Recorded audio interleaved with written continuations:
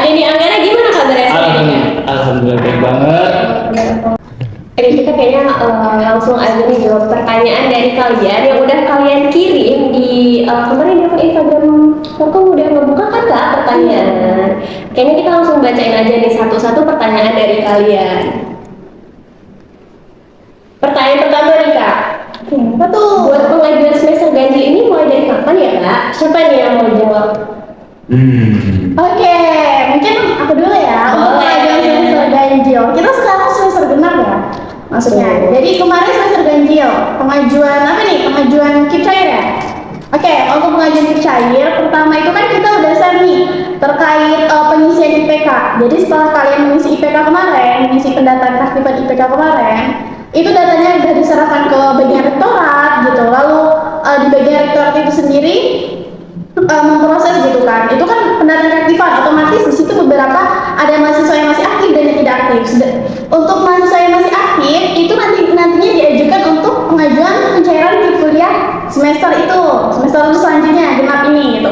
Sedangkan mahasiswa yang tidak aktif itu sudah tidak diajukan kembali gitu. Oke, nah mungkin ada tambahan dari ketum atau kadif? Kalau dari Kadif cukup. Soalnya itu masih menunggu proses pemilihan data-data dari mahasiswa-mahasiswa yang sudah tidak aktif. Jadi nanti bakalan diproses dulu dari pihak rektoratnya untuk diajukan. Oke, cukup. Intinya sabar dan menunggu aja, karena proses pencairan itu ya nggak semudah itu gitu. Dari pihak pengelola juga, dari mahasiswa KIP yang ada di Unila itu ada 3.000 lebih, bahkan belum yang tambah 2024. Jadi harap sabar menunggu, karena ini adalah dana dari pusat. Ya sabar aja, ntar pasti bakalan cair. Dan dari pihak UNIF juga sudah mengusahakan untuk hal itu cepat, tapi tergantung gimana mahasiswa-mahasiswi yang ada atau penerima KIP ini cepat mengisi KRS dan tidak ada yang perlu didata ulang gitu kalau bisa. Tapi kan karena ini duit duit hibah lah, duit hibah atau duit bantuan, ya udah, jadi perlu diteliti karena takutnya tidak tepat sasaran atau masih ada mahasiswa yang nggak aktif tapi masih dapat, itu kan sangat disayangkan ya. Jadinya perlu dikoreksi dan perlu diteliti lagi dalam pendataan. Gitu aja.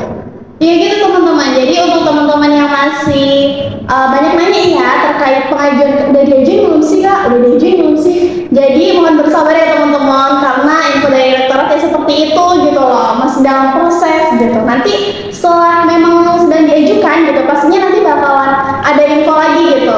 Oke, selanjutnya moderator ada lagi. Oke, kita ke pertanyaan selanjutnya nih Kak.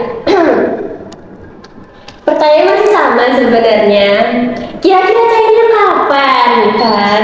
Itu pertanyaan yang mungkin lumrah banget ditanyain sama kita anak KIP nih. Gimana tanggapannya sih Kak perihal pertanyaan yang seperti ini gitu? Oke, mulai dari saya dulu untuk menjawab pertanyaan kapan cair. Mungkin sedikit bersabar karena mungkin sedikit terlambat karena ada kasus kemarin yang data bocor atau hilang. Kemungkinan besar di akhir September kemungkinan besar untuk cairnya. Tetapi mungkin dari perbaikan data yang kemarin sudah termasuk sedikit cepat, kita berharapnya sih di awal September sudah cair. Untuk mahasiswa KIP agar lebih bersabar lagi untuk menunggunya. Untuk kita doakan saja untuk pengelola agar cepat untuk membereskan data-data itu. Amin. Oke, jadi intinya balik lagi ke sabar. Bener banget guys, kita tuh harus bersabar. Kita harus sabar dan sadar gitu. Kita ke pertanyaan yang selanjutnya aja nih Kak kayaknya.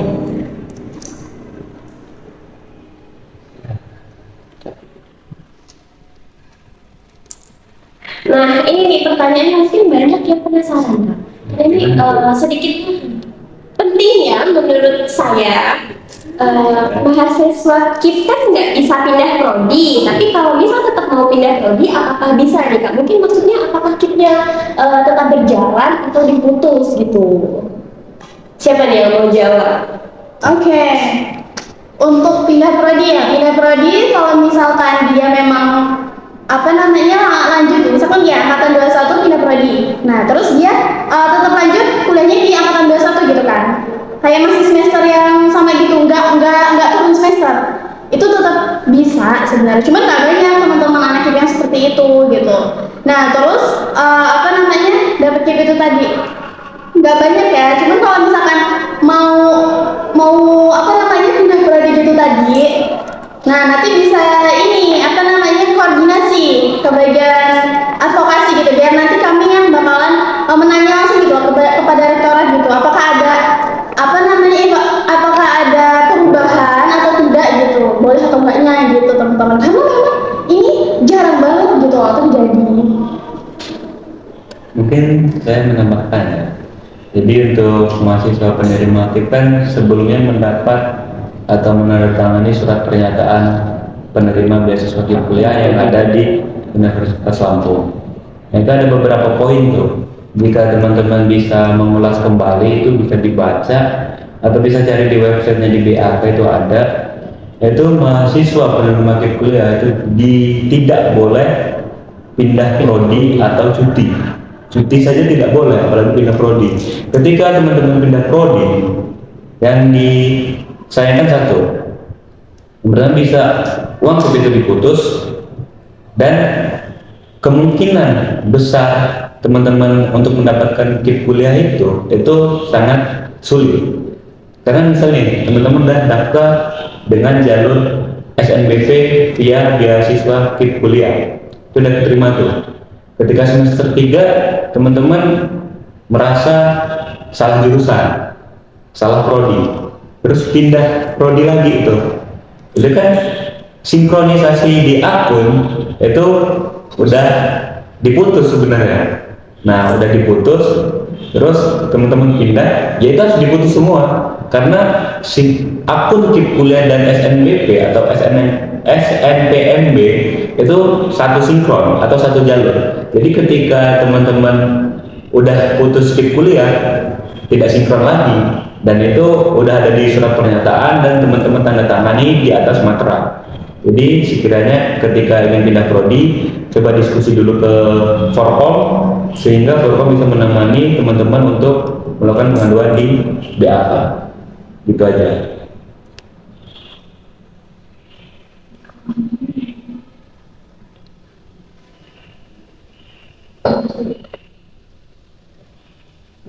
Kita lanjut ke pertanyaan berikutnya ya.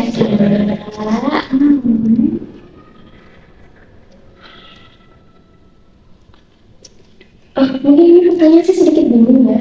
Tapi saya harap semoga kakak nggak bingung. Insya Allah ya. Apa tuh? Bagaimana cara mahasiswa dapat memanfaatkan KIPKA untuk kegiatan di luar akademik secara benar? Boleh siapa dulu yang jawab? Oh silakan ketemu. Penggunaan uang KIP kuliah di luar akademik secara benar. Secara benar. Betul. Oke, bisa dijelasin tuh. Ini bisa di apa ya? Titik bawahi ya atau digaris bawahi, karena dimana uang KIP kuliah ini kan lumayan, 5,7 satu semester tuh. Nah, ketika teman-teman emang butuh uang itu dalam melakukan kegiatan akademik, manfaatkanlah sebaik-baik mungkin. Karena kenapa? Karena teman-teman itu sangat diawasi oleh beberapa pihak atau manusia-manusia di luar sana. Ketika teman-teman menggunakan uang KIP kuliah itu di luar ranah teman-teman, itu bisa dilaporkan. Dan pelaporannya itu bisa secara inklusif dan eksklusif, di mana ketika teman-teman menggunakan uang itu untuk berfoya-foya dan mengupdate di sosial media, teman-teman bisa tuh dilihat oleh banyak manusia atau banyak mahasiswa yang melihat kegiatan teman-teman. Ketika hal itu terjadi, banyak yang melakukan atau menginvestigasi dari apa yang dilakukan teman-teman. Nah, dari hasil investigasi tersebut bisa teman penerima KIP ini dilaporkan kemana? Bisa dilaporkan ke pihak perguruan tinggi negeri atau bisa dilaporkan ke pihak Kemendikbudristek langsung dari pusat, karena ada jalur-jalur dalam pengaduan itu, sangat terbuka dalam pengaduan itu. Jadi sangat disayangkan ketika teman-teman itu tidak bisa memanfaatkan uang KIP kuliah dengan sebaik dan sebenar mungkin.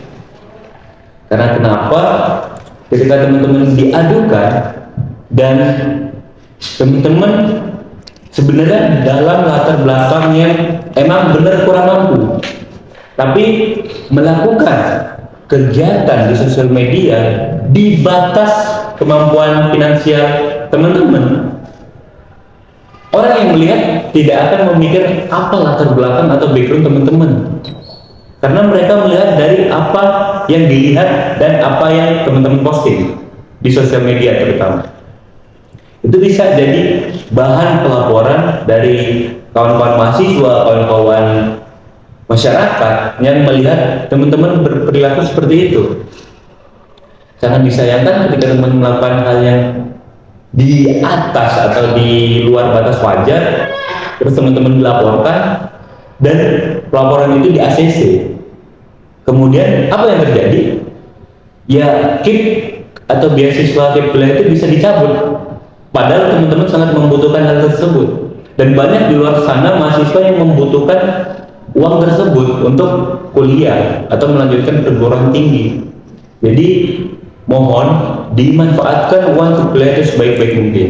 Ketika teman-teman emang mampu, ya udah, masih banyak beasiswa lain yang cukup gitu di bawah atau selain beasiswa KIP kuliah. Jadi manfaatkan beasiswa KIP kuliah itu dengan sebaik-baik mungkin, dan jangan jangan aneh-aneh lah buat teman-teman ketika udah mendapatkan beasiswa KIP kuliah terus teman-teman melakukan hal yang tidak senonoh atau hal yang tidak sebatasnya atau sewajarnya. Itu aja teman-teman. Jadi mohon sekali untuk teman-teman, jika ada teman-teman juga misal kalian punya teman yang melakukan hal tersebut, bisa laporkan ke kami dari Fakultas Bidik Misi KIP kuliah, terutama di bagian divisi advokasi. Mungkin dari advokasi sendiri? Untuk dari divisi advokasi sendiri, mungkin menindaklanjuti cara pelaporannya. Jadi kita mewadahi cara bagian-bagian yang dilaporkan. Misal mahasiswa yang menyalahgunakan penggunaan dana dari KIP kuliah ini. Jadi untuk prosesnya, yang pertama kalian harus mempunyai bukti untuk mahasiswa yang salah menggunakan uang KIP tersebut.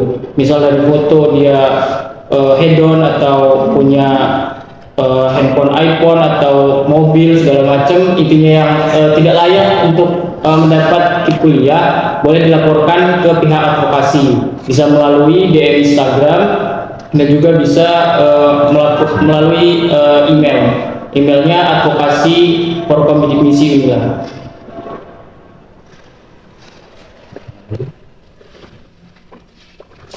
Oke, jadi gitu teman-teman. Jadi kita ini juga mewadahi gitu ya untuk pengaduan itu tadi. Asalkan bukti yang diberikan itu konkret gitu, jelas gitu. Jangan cuma isi dari IG aja, karena biasanya yang di IG itu sama kenyataannya ada beberapa yang tidak sinkron gitu teman-teman. Oke, selanjutnya ada apa? Oke guys, kita ke pertanyaan yang selanjutnya aja ya. Skema 2, apakah bisa naik ke skema 1 nih Kak? Karena kan mengingat skema 2 ini kan tidak mendapatkan biaya hidup, hanya mendapatkan biaya pendidikan. Apakah bisa naik ke skema 1? Mungkin mereka mau dijawab. Untuk skema 1 dan skema 2 ya, ini pasti korbannya mahasiswa KIP kuliah 2023. Jadi untuk adik-adik mahasiswa penerima KIP kuliah 2023, bersabar dan terus berdoa, terus melakukan kuliah dengan semaksimal mungkin. Karena yang saya ketahui itu skema 2 hanya di angkatan kalian. Nah, jadi untuk angkatan-angkatan seterusnya atau tahun-tahun seterusnya itu tidak akan ada skema 2. Dan untuk skema 2 ini untuk tingkat dia berubah menjadi skema 1 itu sangat tinggi, mungkin 99% dari bisa dia berubah menjadi skema 1. Ya, jadi kami juga kurang tahu, ini semua keputusan dari Kemendikbud, bukan dari keputusan perguruan tinggi. Jadi data atau SK-nya pun tetap dari Kemendikbud Ristek. Jadi ketika ada pengaduan-pengaduan, Kak gimana skema 2 ini Kak, kok kayak gini-gini ya, ya udah bersabar. Mungkin teman-teman juga udah mendapatkan beasiswa di perkuliahannya kan, itu udah alhamdulillah. Masih banyak mahasiswa di luar sana yang masih membayar uang kuliah itu sendiri dengan cara kerja, entah orang tua yang bekerja, itu masih banyak. Jadi syukuri apa yang kalian dapati sekarang dan fokus ke diri kalian untuk kedepannya. Itu aja sih Kak Moderator. Nah, mungkin sama yang pertanyaan sebelumnya itu kan cara apa buat Ini uang KIP kuliah itu. manfaatkannya Iya, yang baik. nah itu mungkin saran saya, manfaatkan uang KIP kuliah itu sebagai hal yang prioritasnya buat pendidikan, seperti entah itu buat biaya hidup untuk kos-kosan, entah itu buat tugas-tugas kalian, alat praktikum kalian. Kan banyak tuh alat-alat praktikum yang mungkin di jurusan-jurusan saintek itu bisa tuh uangnya diarahkan ke situ gitu. Jadi bisa memfasilitasi kalian. Jadi uang itu dikeluarkan, di spending buat kebutuhan kalian untuk hal produktif. Jadi bukan hanya foya-foya yang hanya kalian menikmati sementara dan jangka waktunya hanya sangat pendek. Tapi ketika kalian spending uang itu dengan hal yang produktif atau barang-barang yang produktif, bukan konsumtif, itu bisa tuh menjadi bahan buat kalian kuliah semaksimal mungkin. Itu aja sih Kak Moderator, Kak Dewi. Mungkin bisa dilanjutkan. Oke guys, kita ke pertanyaan yang selanjutnya. Sebenarnya pertanyaan ini udah ditanyain ya, bukan pertanyaan doi. Teman-teman, kita pertegas sekali lagi. Ini yang mungkin banyak juga ke orang nanya ya, kan kita di Unila ini kan ada jalur mandiri nih. Nah, orang-orang ini bertanya nih, kira-kira bisa nggak sih KIPKA ini untuk orang yang daftar lewat jalur mandiri? Oke, jadi untuk jalur mandiri itu sendiri, untuk Unila sendiri ini belum menyediakan KIPKA jalur mandiri gitu. Tapi untuk univ-univ lain itu beberapa sudah ada gitu. Jadi memang tergantung perguruan tingginya teman-teman. Iya, benar sekali kata Kak Ande. Jadi peraturan-peraturan dari perguruan tinggi itu sangat menentukan. Jadi bukan misal, Kak di univ ini ada loh jalur KIP mandiri, kok ini nggak ada. Ya itu tergantung dari perguruan tinggi masing-masing. Jadi jangan disalahkan karena itu ya peraturan-peraturan yang mereka buat. Jadi harga itu dan patuhi aja. Itu aja sih. Tapi untuk di Unila memang belum ada jalur KIP kuliah di jalur mandiri, belum ada. Itu aja ada.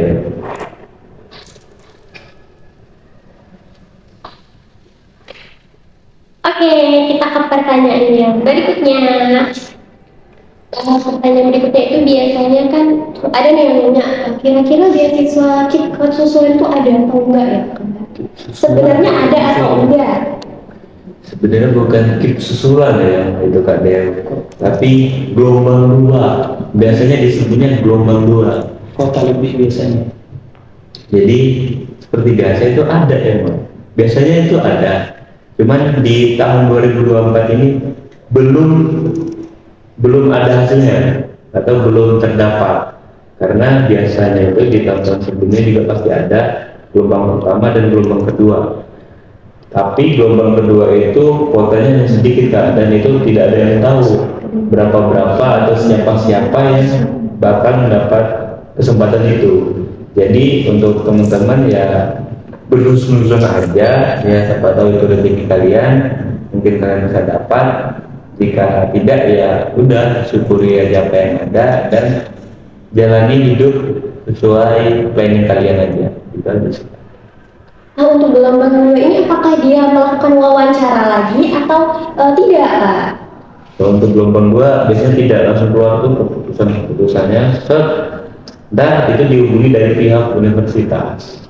Oh, berarti untuk gelombang 2 ini, mahasiswa dari wawancara yang tahap pertama ini, gelombang pertama kan banyak tuh yang nggak lolos. Berarti mereka bisa dong memiliki kesempatan mungkin untuk masuk ke gelombang 2. Tentu bisa ada kesempatan, tapi ya jangan terlalu berharap karena ini peluangnya sangat kecil. Jadi ya udah nikmatin aja dan syukuri jika dapat, dan tetap bersyukur kalau nggak dapat, itu aja.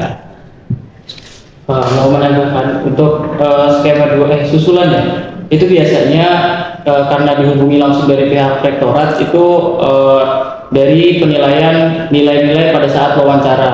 Nah, pada saat di pertama itu kan ada wawancara. Nah, setiap wawancara itu kan ada pernilaiannya.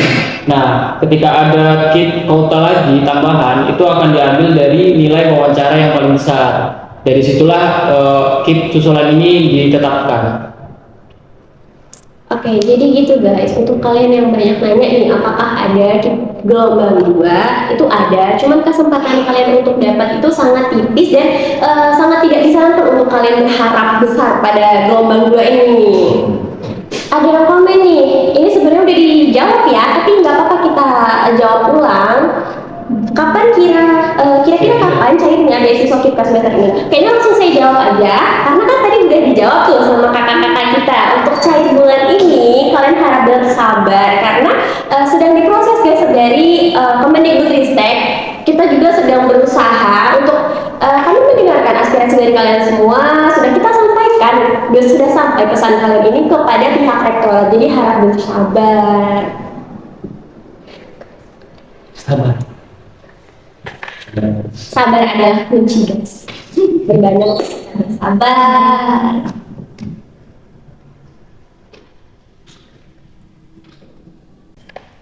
Oh, ada yang nanya nih kak. Lewat WA. Ada yang nanya saya lewat WA. Dia nanya nih. Kebetulan dia adik tingkat saya di SMA.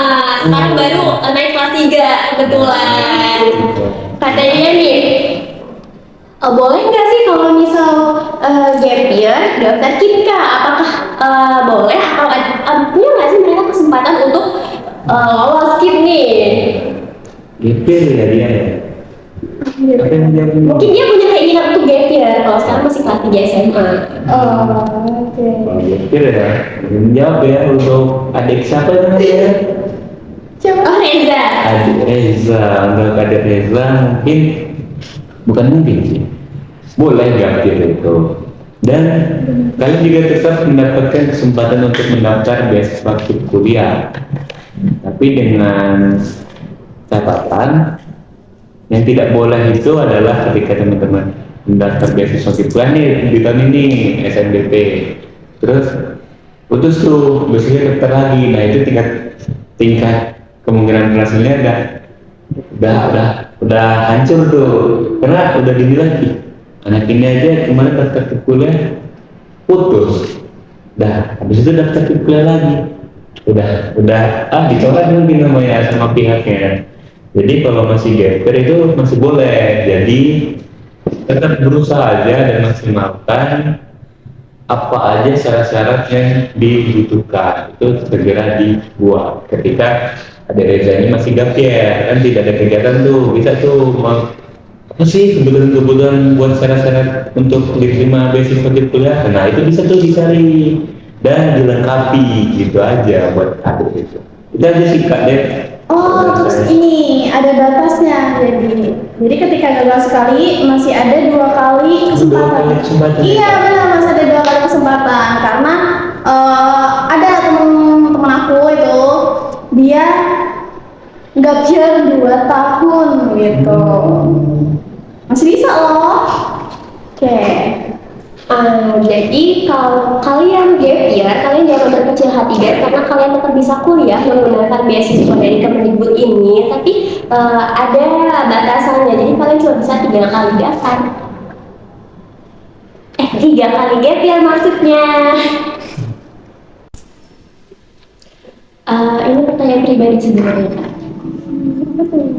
Jadi situ sebenarnya bingung, kalau nama saya kan udah terdaftar di DTKS nih, tapi untuk teman-teman yang lain itu kan pasti masih ada yang belum terdaftar di DTKS. Itu kira-kira kita gimana ya Kak cara ngurusnya? Oke, boleh yang mana dulu nih? Boleh. Bebas ya guys, kalian mau yang mana dulu nih yang mau nanya? Mau yang ini, yang itu, atau yang ujung? Boleh banget, yang mana nih? Kak Dika dulu deh kayaknya.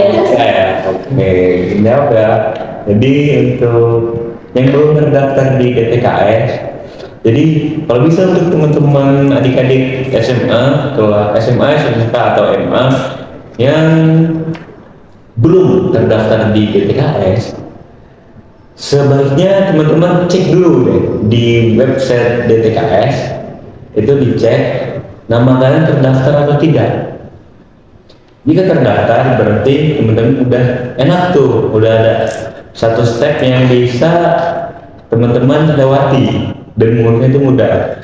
Dan untuk teman-teman yang belum terdaftar di DTKS atau yang belum pernah nih, Kak saya belum pernah nih dapat bantuan apapun dari pemerintah, baik kartu KIS, kartu apalah itu, dan berkecil hati, kalian bisa apa ya, tetap bisa mendapatkan dengan cara itu.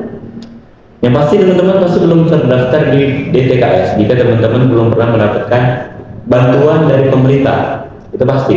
Dan teman-teman bisa membuat itu dari yang pertama ke ranahnya ke perangkat desa terlebih dahulu.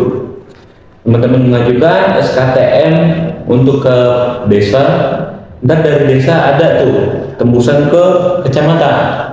Setelah dari kecamatan itu suratnya baru bisa buat ke dinas sosial di kabupaten teman-teman sendiri, gitu Kak. Jadi emang untuk awalan itu emang agak ribet Kak untuk administrasi buat mendapatkan beasiswa kuliah ini. Cuman jika teman-teman berusaha dan berikhtiar untuk mendapatkan beasiswa ini, itu insya Allah bisa dengan diimbangi dengan perjuangan teman-teman. Itu aja sih Kak. Oke, itu tadi jawaban dari Kak Dika. Mungkin kakak yang lain yang mau nambahin? Sama aja jawabannya sama kayak Kak Dika. Oke, kita cukupkan. Kemudian nih ada yang bilang kalau bisa selesai live streaming ada rangkumannya diposting. Soalnya suaranya nggak jelas, tapi deh kalian tenang aja karena ini bakal kita posting di YouTube-nya Forkom Bidik Misi KIK Unila. Ada yang nanya lagi nih Kak, kira-kira ada KIPKA susulan tidak ya Kak? Saya desil 3, nah waktu SNBP lupa tidak finalisasi KIPKA, cukup Kak. Oke guys, kalian bisa nonton ulang tayangan ini di YouTube Forkom Bidik Misi KIK Unila karena itu tadi udah kita bahas lumayan panjang. Lanjut. Ada lagi nggak nih moderator? Kan kita dari KIPKA nih Kak. Mungkin kan anak-anak yang wawancara kemarin masih banyak yang nggak keterima gitu di mungkin ada saran beasiswa atau apalah yang kakak-kakak tahu nih untuk menunjang pendidikan bagi kami atau bagi mereka yang kurang mampu dalam menjalani pendidikan ini. Kira-kira apa nih Kak beasiswa yang mungkin bisa disarankan? Oke, untuk beasiswa sendiri biasanya nih dalam 1 tahun ini ada sekitar 3-4 beasiswa yang memang ditujukan untuk mahasiswa yang belum menerima beasiswa dari pihak lain gitu. Jadi memang benar-benar mahasiswa itu masih benar-benar belum mendapat beasiswa gitu. Yang pertama ada YDN Brilian, nah itu ada itu nanti. Terus yang kedua ada beasiswa dari dari Karya Salemba, KSN itu. Terus yang ketiga ada beasiswa unggulan. Terus yang keempat ada beasiswa dari BI, Bank Indonesia. Terus yang kelima ada beasiswa dari mana lagi nih Kak? Ada yang tahu nggak? Kalau aku mau nambahin untuk beasiswa, biasanya ada beasiswa Basnas. Nah, Basnas ini kan badan amal kan, biasanya 1 tahun itu 2 kali untuk pengadaan beasiswa Basnas. Terus ada juga untuk saran mahasiswa yang mau mendaftar KIP, kira-kira bakal keterima atau tidak, ada lagi plan lain yaitu beasiswa PMBAP yang diadakan di Unila sendiri. Di PMBAP sendiri itu sama seperti skema 2 angkatan 23 kan? Iya. Nah, di PMBAP itu di free UKT, tapi tidak dapat uang saku ya, Kak? Iya benar. Nah mungkin saya menambah ya. Jadi buat teman-teman calon penerima mahasiswa kuliah atau buat adik-adik SMA kelas 3 nih yang nantinya bakalan mau mendaftar kuliah dengan beasiswa kuliah. Jadi semua beasiswa itu pasti memiliki kuota dan kuota itu hanya terbatas dari banyaknya pendaftar. Nah, di zaman sekarang atau di tahun-tahun ini banyak sekali yang minat untuk mendapatkan beasiswa kuliah karena sangat banyaknya mahasiswa yang ingin mendapatkan beasiswa kuliah dan sedikitnya kuota untuk penerima kuliah. Jadi banyak mahasiswa penerima kuliah itu yang tereliminasi. Nah, dari yang sudah tereliminasi, jangan langsung berkecil hati buat teman-teman. Jadi ketika teman-teman berkecil hati terus putus asa sehingga teman-teman nggak ada uang buat kuliah, udahlah nggak jadi kuliah, jadi gitu teman-teman. Jadi masih banyak peluang-peluang yang sekiranya teman-teman bisa dapati atau mencoba hal itu. Benar dari kata Kak Andes, Kak Angga, itu banyak peluang atau beasiswa lain yang bisa teman-teman dapati. Dan untuk beasiswa dari Kemendikbudristek itu ada 3 yang bisa mendapati uang saku maupun uang kuliah. Yang pertama itu ada beasiswa kuliah yang kita dapati dan beasiswa unggulan. Serta yang terakhir ada BPI atau Beasiswa Prestasi Indonesia, itu yang dari Kemendikbudristek. Dan untuk yang beasiswa lain dari swasta ataupun perusahaan, instansi maupun yayasan itu banyak sekali beredar di sosial media. Jadi tinggal teman-teman jika ingin dapat beasiswa, segeralah cari beasiswa tersebut. Karena ketika teman-teman banyak persiapan atau banyak waktu untuk persiapan, itu teman-teman bisa mendapati beasiswa tersebut, baik untuk kuliah di dalam negeri maupun di luar negeri. Ketika teman-teman emang niat dan kerja keras untuk mendapatkan hal tersebut, insya Allah qadarullah itu bakalan teman-teman dapati atau peroleh gitu. Jadi jangan pernah berkecil hati dalam meraih prestasi. Itu aja untuk teman-teman mahasiswa. Oke guys, itu tadi jawabannya. Kemudian kita ke pertanyaan yang selanjutnya nih. Untuk semester yang dicekal gimana ya Kak? Oke, siapa duluan yang mau jawab nih? Mungkin dari Kak dulu. Untuk mahasiswa yang banyak kan masih semester 6 atau 7 kemarin. 6. Untuk cekal ini sendiri kan dari pihak rektoratnya sudah mengajukan pihak bank. Jadi cekal ini permasalahannya dari pihak ketiga, yaitu bank sendiri belum dibayarkan. Nah, untuk pembukaannya kemarin sudah kami data untuk yang masih dicekal untuk menyerahkan nama-nama terus NPM per jurusannya. Cuma untuk sekarang masih proses pembukaan cekal ya Kak dari pihak rektoratnya. Mungkin nanti di follow up lagi tentang masalah cekal ini. Mungkin dari kakak lain ada tambahan? Mungkin untuk masalah cekal ini ya, karena tidak cuma 1-2, banyak yang mendominasi dari mahasiswa terkena cekal. Nah, jadi harap tunggu aja, itu tidak itu sudah diproses oleh pihak pengelola, jadi harap tunggu aja, pasti diurus kok, dan itu pasti akan selesai. Dan untuk mahasiswa harap sabar dan tunggu saja, itu aja. Iya, jadi yang dicekal itu nggak cuma 1-2 orang aja teman-teman. Jadi ada beberapa mahasiswa, hampir sekitar 200-300an gitu, yang sudah terdata ya. Jadi untuk yang tidak terdata itu di luar kendali kami, karena kami sudah membuat G-Form terkait yang dicekal itu tadi gitu teman-teman. Oke, itu tadi kita udah selesai guys sesi Q&A-nya. Jadi langsung aja nih kita berterima kasih kepada Akademi Anggara selaku Ketua Divisi Advokasi, Kak di kapan dulu selaku ketua umum Forkomidik Misi